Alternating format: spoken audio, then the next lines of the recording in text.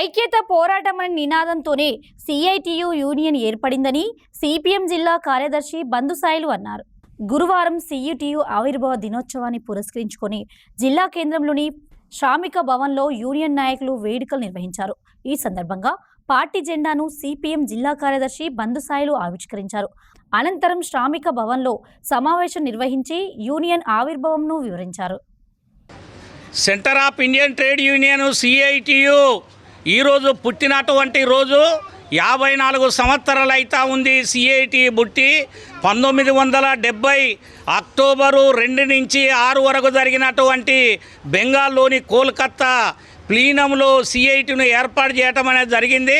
ప్రధానంగా ఐక్యత పోరాటం అనే నినాదంతో సిఐటి ఏర్పడింది.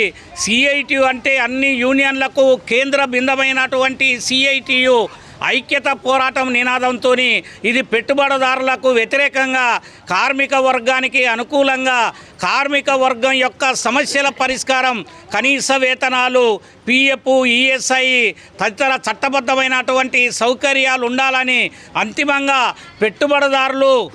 పెట్టుబడిదారి విధానాన్ని రద్దు చేసి దాని స్థానంలో కార్మిక వర్గాన్ని అధికారంలోకి తీసుకొచ్చి సోషలిజాన్ని తీసుకురావాలనే ఉద్దేశంగానే సిఐటిను ఏర్పాటు చేయటం అనేది జరిగింది. అలాంటి సిఐటిను పి రామూర్తి గారు, బిటి రణదీవే గారు ఏర్పాటు చేసిండ్రు. అదేవిధంగా దానికి మొదట దేశ ఉపాధ్యక్షులుగా బెంగాలు మాజీ ముఖ్యమంత్రి జ్యోతి బస్ గారు కూడా పనిచేసినటువంటి పరిస్థితి ఉంది.